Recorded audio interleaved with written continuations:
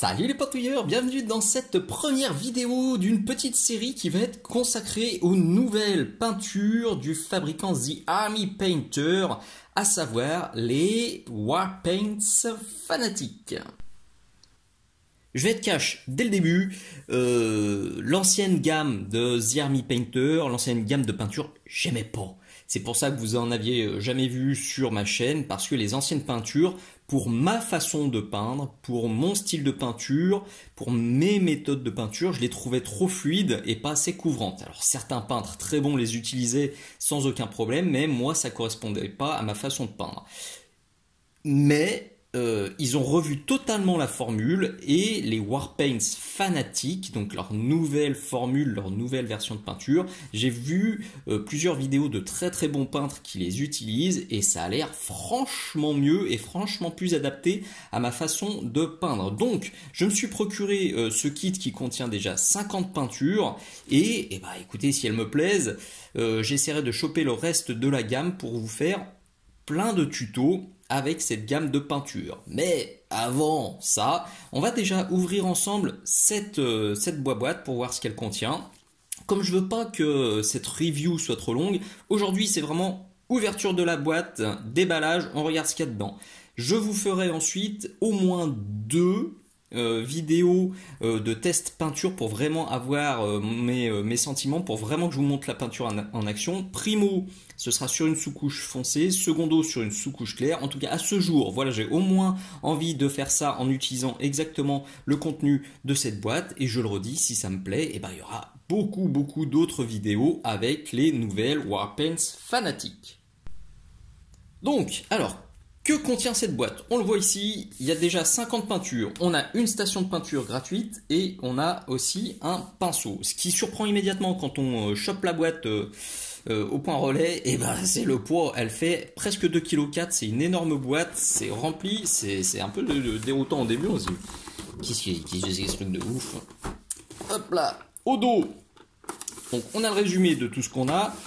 40 peintures acryliques, 4 wash, pardon pour le coup sur la caméra, 3 métalliques, 3 effets, la petite liste, tchac. Ok, cool. Alors notamment ça c'est bien, ça détaille ce que permet de stocker le rack. Bah, c'est bien, on peut mettre plus de 50 bouteilles, ce qui est très malin puisqu'il y a 50 bouteilles à l'intérieur. Un pinceau.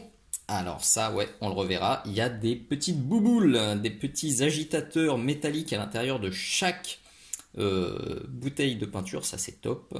Un guide de peinture, ça on en reparle dans 2 secondes et vous allez voir que ça c'est très malin. Ça c'est cool aussi, il faut que je pense à vous en parler. Et ça, ok, allez, on ouvre. On découvre en premier la station de peinture.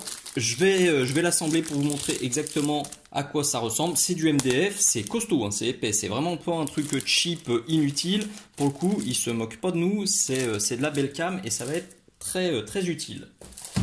Autre truc très utile, ça tombe bien que je tombe dessus tout de suite, c'est ça, je trouve ça extrêmement malin. À ma connaissance, c'est le seul fournisseur qui fait ça. Vous avez à l'intérieur de la boîte, et ben ça, ce nuancier qui va vous permettre de cocher les peintures que vous avez. Et ben je trouve ça top parce que avec toutes les autres gammes que j'avais jusqu'à présent, j'étais obligé de chercher des nuanciers, voire de bricoler des nuanciers en assemblant différentes photos trouvées sur le net pour ensuite venir cocher les peintures que j'avais. D'autres utilisent des applis, mais moi j'ai pas envie d'utiliser d'appli. Une bonne vieille liste comme ça à papier où on va juste cocher, je trouve ça parfait. Excellente idée, bravo Army Painter, ça je trouve ça topissime. Alors ça, je vous avoue que j'ai pas vraiment compris. A priori, c'est juste des stickers pour faire joli. Alors ceux-ci, je vois, ceux-là, je vois un peu moins. Si quelqu'un sait à quoi ceux-ci servent, et franchement, je suis preneur parce que je vois pas. Un petit guide de peinture. On va pas s'attarder forcément trop dessus. Ça a le mérite de vous montrer déjà ce que vous pouvez faire avec les peintures Army Painter. Quand le focus est cool, c'est encore mieux. On parle aussi des speed paints, je vous en reparlerai peut-être dans une autre vidéo aussi des speed paints, la nouvelle génération. Hop. Bon, c'est assez succinct. Donc c'est plus un petit livre de chevet qui va servir plutôt qu'un gros guide de peinture complet. Et on découvre ensuite toutes les peintures parfaitement rangées, parfaitement calées. Ça, c'est cool aussi. Combien de fois j'ai vu aussi des sets de peinture où c'était tout en vrac dans des boîtes rangées n'importe comment. Là, non, ça bouge pas. C'est nickel. On a aussi un petit pinceau. C'est lequel? Celui-ci, c'est le Character Brush, avec le manche triangulaire qui est caractéristique de la marque. Pour le coup, la pointe n'a pas l'air mal du tout. Donc je vais peut-être pousser le délire et utiliser ce pinceau pour faire les tests plutôt que les DaVinci Maestro que j'utilise toujours. À voir. Et puis on déballe, on trouve les peintures. Ce que je vais faire là, je vais tout déballer et je vais essayer de classer un peu par type, par teinte pour vous montrer exactement le contenu. On a déjà un bel assortiment de bleu et de vert, ça tombe bien, c'est mes deux couleurs préférées, donc ça va me permettre de faire des tests très sympathiques. Parce que là, pour le coup, il y a des teintes qui sont superbes. Alors, si vous me connaissez, vous savez que j'ai déjà ces deux-là qui me plaisent énormément, l'Alchemy et l'Hydra Turquoise. Celles-là sont superbes.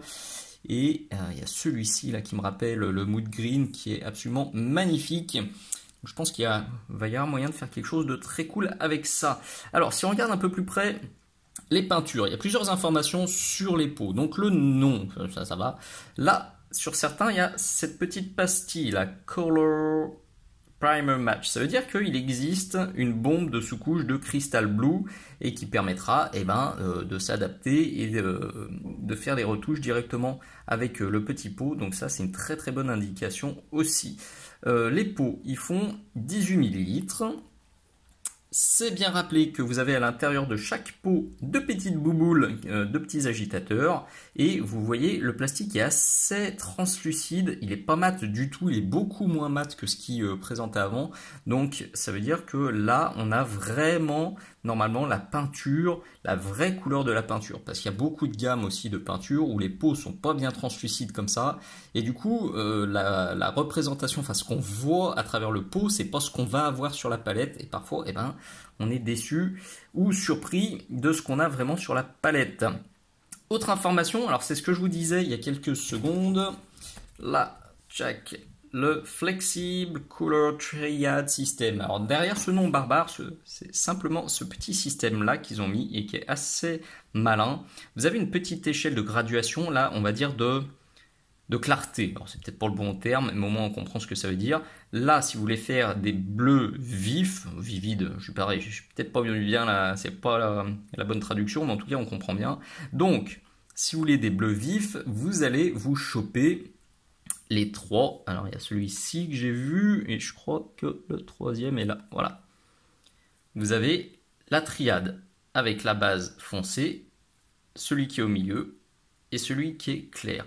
Donc ça, c'est super pratique si vous êtes un peu paumé, si vous avez du mal à choisir vos couleurs d'éclaircissement et si vous voulez un truc un peu clé en main qui vous guide, qui vous prend par la main et qui vous dit « Ok, prends ça et tu auras un bleu qui pète qui sera bien sympa. » Bien évidemment, alors ce qui est pratique aussi, c'est que si jamais vous ne savez pas avec quoi vous voulez partir sur un truc plus verdâtre, vous dites allez, je vais éclaircir avec le Pharaoh Guard.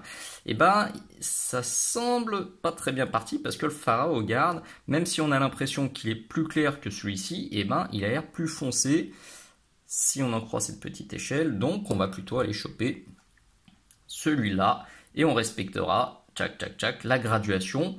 Comme ça, on évitera les boulettes et on évitera de recouvrir une teinte avec une autre teinte de même clarté. Et du coup, ça flingue un peu les dégradés, ça flingue le rendu. À voir à l'usage si ça marche vraiment et comment ça fonctionne. Évidemment, là, comme j'ai qu'une toute petite partie de la gamme, je vois pas exactement les intermédiaires et s'il y a plus de couleurs. Est-ce qu'il n'y a que 3 teintes à chaque fois ou est-ce que, par exemple, pour le bleu, le fameux Vivid Blues, est-ce qu'on a toutes les teintes qui sont comme ça dans les boîtes? Je ne sais pas. Pareil, si vous le savez, n'hésitez pas à le mettre en commentaire et puis je le rajouterai dans la description de cette vidéo pour en faire profiter tous les petits copains. On trouve ensuite un ensemble un peu plus varié, un peu plus disparate de différentes teintes. On a pas mal de rouge quand même, un peu de rose, un peu de violet, un seul orange. Je suis un peu triste parce que j'aime bien l'orange, un seul jaune, un seul rouge flashouille, mais le plus raide pour le coup il fonctionne bien. Et puis on a pas mal de teintes de carnation aussi. Ça a l'air très sympa. Le Barbarian Flesh, c'était un incontournable pour le coup de l'ancienne gamme. C'est un des seuls que j'utilisais fréquemment parce que la teinte était vraiment cool.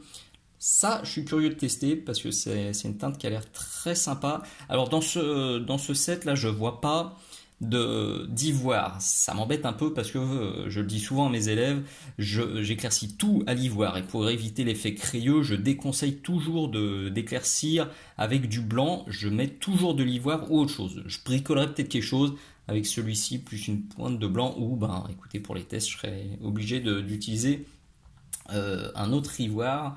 Et en tout cas j'espère qu'il y a un bon ivoire dans cette gamme Warpaint Fanatic parce que c'est vraiment indispensable. Un truc qui va bien aussi, vous voyez là on voit qu'il est un petit peu déphasé. Tchac, tchac, tchac, tchac, tchac, tchac, avec les bibis qui sont à l'intérieur. En quelques secondes c'est rattrapé et c'est parfait. Petite parenthèse, pensez à beaucoup secouer vos pots de peinture. C'est une des erreurs number one quand je fais des cours de peinture, que ce soit en distanciel ou en présentiel, quand les élèves me disent oh la peinture accroche pas bien, ou c'est déphasé, ou j'ai que de l'huile, ou voilà ça va pas, mes dégradés sont crado, ça fait pas comme toi sur la palette. Systématiquement, le problème c'est qu'ils secouent pas assez leur peau. Faut vraiment y aller. Moi, quand j'utilise les peintures, ça peut être 20-30 secondes jusqu'à 1 minute, surtout avant la première utilisation. Secouez vraiment vos peaux, surtout les peaux pipettes. C'est un des petits inconvénients de toutes les gammes de peaux pipettes parce que la peinture, elle a forcément tendance à venir s'accumuler ici et c'est plutôt quand on les stocke comme ça, c'est l'huile, c'est le médium qui vient se stocker ici et du coup au début on n'a que du médium. Donc je prends l'habitude de bien taper comme ça et ça évite les ennuis. Ok, bon, qu'est-ce qu'il nous reste dans la boîte? Un petit assortiment de noir, de blanc et de gris. Ok, ça fera le job. J'avoue que peut-être que ces deux-là n'étaient pas forcément indispensables. Les gris, avec ça on peut faire le job. J'aurais préféré peut-être plus de orange ou de jaune, mais ça c'est du goût totalement perso. Si on veut faire du métal non métallique, on peut déjà limite, ouais, écoutez ça a l'air très sexy comme ça. Tchac tchac tchac, on fait dans cet ordre là et je pense qu'on peut déjà faire du métal non métallique tout à fait convenable. C'est à tester et il nous reste quelques peintures un peu plus spéciales. On a déjà 4 washes et puis 3 peintures métalliques. Les washes, eh bien, je suis bien content de les retrouver parce que si vous avez suivi ma chaîne à ses tout début, dans tous mes tutos, tous, j'utilisais le Dark Tone ou le Strong Tone ou le Soft Tone. C'est vraiment des washes que j'appréciais énormément et que j'utilisais énormément. Malheureusement, eh ben, il y a quelques années, la formulation est partie en cacahuète et au séchage, ils étaient satinés, voire parfois super brillants. Donc je suis content de pouvoir les retester, voir s'ils ont redressé la barre et si maintenant au séchage c'est mat ou pas. En tout cas, j'espère que c'est mat parce que ça me permettrait de faire plein de tutos de nouveau avec ces teintes-là. Les métaux Army Painter, vous le savez, je les utilise encore très fréquemment dans mes tutos. Pour moi, à ce jour, c'est une des meilleures gammes de métaux acryliques. J'ai testé énormément de gammes et personnellement, c'est toujours les Army Painter que j'utilise. Donc pareil, je vais pouvoir tester cette nouvelle formulation, voir si ça changé. Donc ça fait un bel assortiment. Il y a aussi, alors ces 3 peintures à effet. Bon, ça pour le coup, c'est pas des trucs que j'utilise volontiers. Idem, j'aurais préféré avoir plus de jaune, plus de orange ou plus de carnation ou un ivoire plutôt que ce trio-là. Mais bon, bah, je me doute qu'il en faut pour tous les goûts. S'ils ont mis ça, c'est sûrement que c'est dans leur best-seller et que d'autres peintres que moi les utilisent bien plus volontiers. Ce que je fais là, je vais mettre un petit peu d'ordre, j'assemble le rack et puis on se fait un petit bilan. Je fais un petit break dans le montage juste pour vous montrer ça. Alors désolé, c'est le déluge dehors, du coup la luminosité va pas être terrible pour cette fin de vidéo. J'ai vu ça là sur le côté, qui reparle de ce fameux système là de clarté. Et il semblerait bien qu'il y ait des recettes qui utilisent pas seulement 3 teintes, mais l'intégralité de l'échelle, donc 6 teintes. Et là c'est un exemple de bleu, donc de bleu très foncé à bleu très clair. C'est un truc à creuser. Alors je vous mets ça si vous avez envie de scanner. Moi j'avoue que j'en ai marre de... Dans le monde actuel, tout est à scanner. Ça m'exaspère, du coup, je scanne plus pour ne pas entretenir ce système-là. Donc, écoutez, si vous avez scanné, dites-nous. Et si vous utilisez ça, c'est encore mieux. L'info nous intéresse vachement. Franchement, une fois terminé, le rendu, il est absolument nickel. La place est très optimisée. Vous voyez, les poses sont très serrées. Du coup, là, les petites languettes sont fines. Faites bien gaffe, j'en ai atomisé une parce que j'ai voulu suivre le conseil qui disait de mettre un peu de colle blanche, de PVA pour l'assemblage. Franchement, il n'y a pas besoin parce qu'il faut vachement forcer pour assembler et j'ai fait une boulette à l'assemblage, j'ai voulu décoller, du coup j'ai pété un truc. Franchement, je pense qu'il n'y a pas besoin de mettre de colle. Ça tient vachement bien et surtout faites gaffe à ces petites languettes parce que ça pète facilement. Il y a finalement exactement 50 places. Je crois qu'en intro j'ai dit qu'il y avait plus de 50 places. Non, il y a 50 places tout pile. Ils ont eu aussi le bon goût, vous voyez là-haut, de mettre des emplacements pour des pinceaux triangulaires, pour les pinceaux de leur gamme. C'est plutôt très malin de leur part. Voilà, pour l'instant tout est positif, tout roule absolument parfaitement. Je me doute que maintenant vous n'avez plus qu'une envie, c'est de me voir tester ces peintures. Et ben je vous donne rendez-vous très bientôt pour le test sur un petit Space Marine normalement. Donc je vous dis à très vite, suivez la chaîne, pensez à liker, pensez à vous abonner, pensez à en parler aux copains et on se retrouve très bientôt. Des bis, ciao ciao.